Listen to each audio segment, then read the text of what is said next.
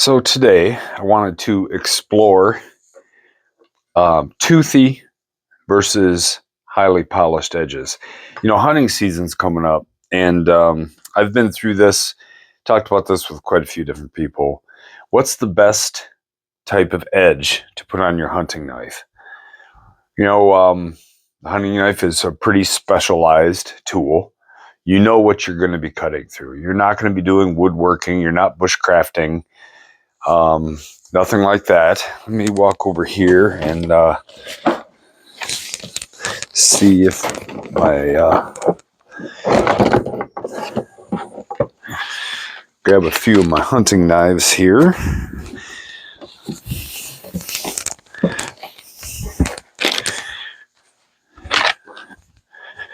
So I have just a few of them. A couple of them I made. A couple of them are folders. This one was my grandpa's. What kind of edges should I put on these knives? Well, I've tried different things out, and hunting squirrel is probably one of the best tests for a knife's edge. The skin on a squirrel is very difficult to get through. And I have found that a toothy edge makes it way, way easier. It cuts tons better than a highly polished, super shiny edge. So what I figured I'd do, I just got some summer sausage here. I got summer sausage because once I get rid of this plastic, it has this kind of a skin on it, and then it's meat. It's somewhat like what I'm going to be cutting with a hunting knife. I got the jalapeno cheddar, well, because yum, you know. So as long as I'm going to do a test, I'm going to cut this up and enjoy it later. But will this be the ultimate test of toothy versus a polished edge? No, it's not going to be an ultimate test, but maybe we can learn something together on it.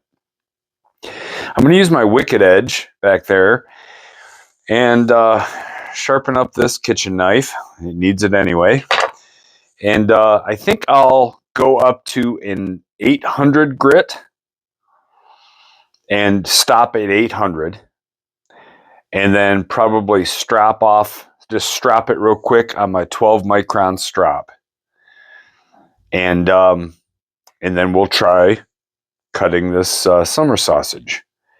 And we'll see how it goes. And then we can try cutting some magazine pages. And then I will take, after we do those tests, I'll take and sharpen it all the way up. Let's see, I have stones, ceramic all the way up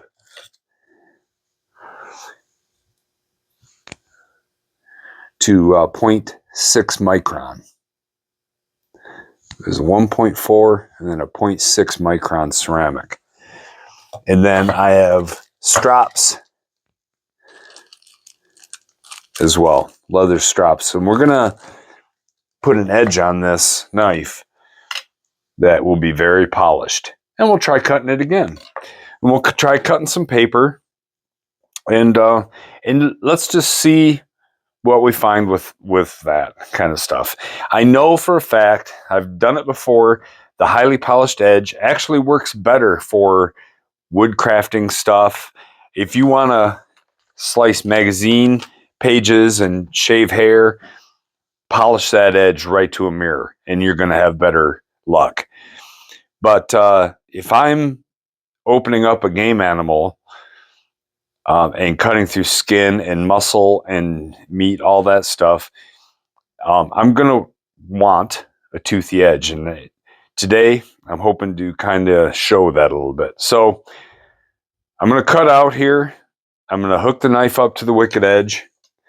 And we're going to put a good toothy edge on it. And then we'll be back and we'll cut up some jalapeno cheddar summer sausage. And we'll see how it goes. All right, be right back. Okay, man, I unwrapped that. It smells so good. So I finished with the 800 grit. I did not go to the 1000. Finished with the 800 grit diamond. See if I can show you the edge here. One thing I found that this old knife has quite a few nicks in it. I'm sure you can see them.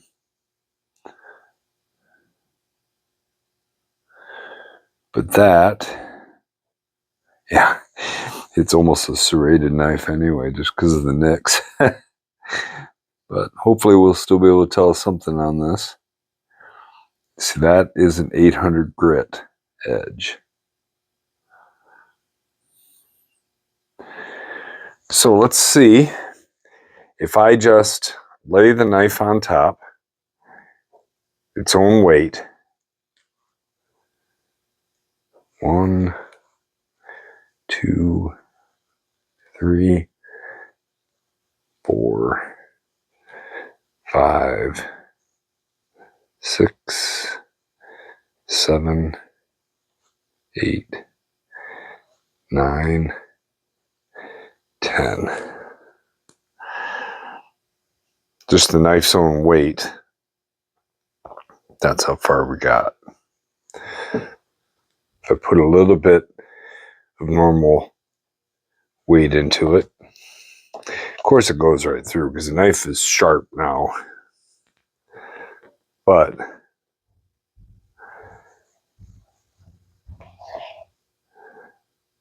yeah, it slices right through with no problem. And I did not even hit the strap yet at all. That's just straight up 800 grit edge. Let's see. I'll just put a finger's worth, whatever that adds up to be. Just put that amount of weight on here.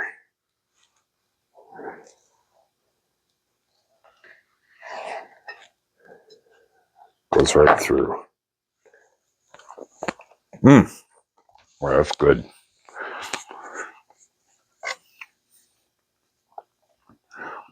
So that's not bad. It cuts really well, even though this old knife is nicked up. So now I want to go and I'm going to take this all the way up till I mirror polish that. And we'll see how she works then. I've seen some tests where people were talking about the different grits and toothy versus polished edge. And they had one of those scales, you know, where it has the little string on top. I might wind up getting one of those sometime, but it always showed the toothy edge as being less sharp. And I agree that a toothy edge is going to be less sharp if you're just push cutting through a string. But when you do that, you're totally missing the point. You're not taking into an account the action of the teeth actually slicing through the little micro serrations that you're leaving.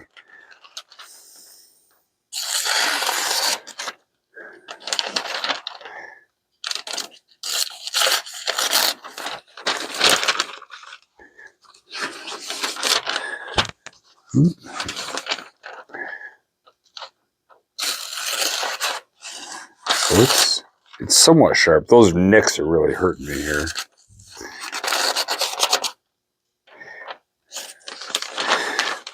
But we'll see what we can do here. You can see it's still sharp, even though those nicks are giving me little gouges and things like that. I'm going to go ahead and take this all the way up now. And we'll take a look at how it cuts that sausage again. Oh yeah, let's see if it shaves any hair. It does shave hair. Shaves hair pretty good. All right. I'll be right back. We're going to polish this edge up. One more look at it right now. There goes nicks. This is one of the knives that's just general use, and unfortunately, somebody else in the household likes to just throw it in the sink when they're done. I'll leave that up to you to figure out who that might be, but that's what happens when you take kitchen knives and toss them in the sink. I still don't think it'll invalidate our tests. So let's continue. I'll be back in a minute. Okay, so I took it all the way up to the 0.6 micron ceramic. I didn't strap it because I didn't strap the first one, and I wanted it to be fair.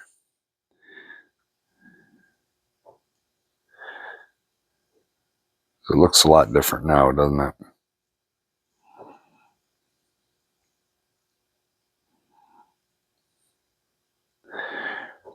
Much shinier. It's not a perfect mirror, but if I want to make this knife perfect, I'm going to need to go back to the 50 grit and sharpen out a lot of the chips. So let's see. Just the weight of the knife again. 1, 2, 3, 4, 5, 6, 7, 8, 9, 10. I'll even go a dozen. I'll go 2 extras. Look at.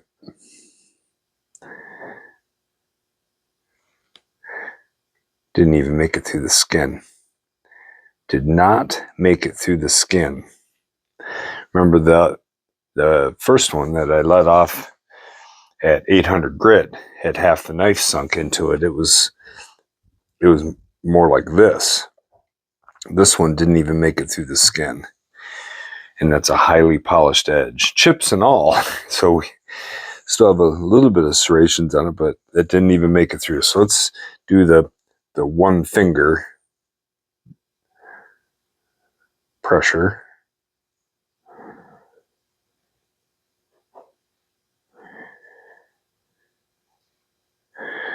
It's cutting very smoothly. It cut through it smooth, but nowhere near as fast. It definitely took more strokes to get through there.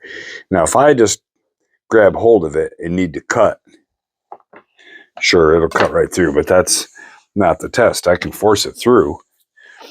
But I think we just showed how a toothy edge definitely gets through that a lot better when that skin and stuff.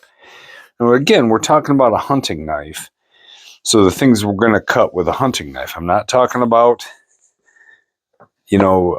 woodworking or anything. I believe that if you're going to be woodworking, you need a polished edge.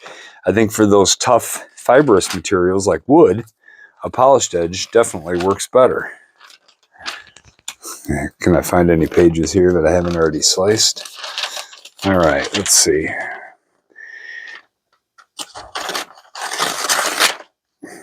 All right, so the chips are still messing with me here, but it definitely goes through paper much, much better, even with the chips.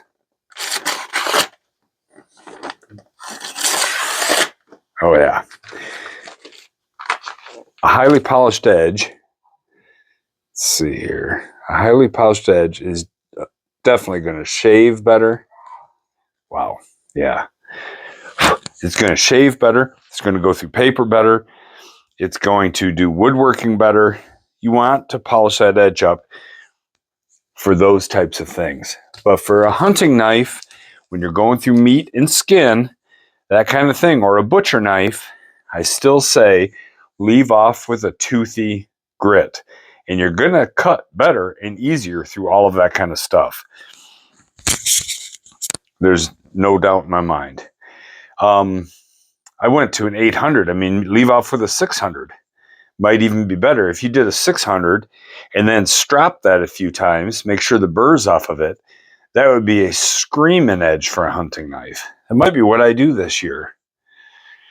I have a couple of Benchmade knives. One of them is particularly valuable to me, and I think I'm going to show those in a future video and explain that.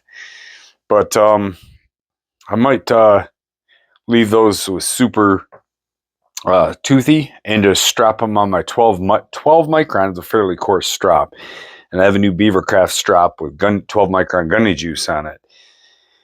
And I think that I might go ahead and strap that out and leave that thing nice and toothy for this year's hunting season. And then we'll see how it, if I get a deer or if I go squirrel hunting, we'll see how it works then.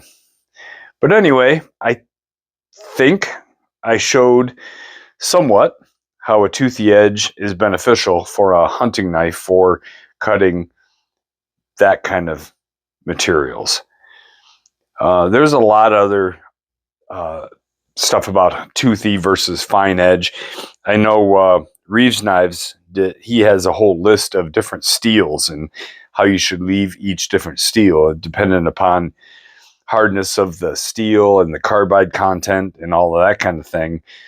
He recommends different grit sizes for the best cutting performance on each different steel. But if you have this hunting knife and you want to go out and be able to process a deer out in the field, leave off with a grittier edge. Leave it toothy. And don't polish that thing. Just leave off, 600-800 grit. Maybe strop it, make sure there's no burr, and you're going to have a lot better performance. So I hope that shows you something. I hope I demonstrated what I was talking about okay. If you have any questions or you want to see anything else, let me know in the comments. In the meantime, we'll see you guys in the next one. All right. Thanks.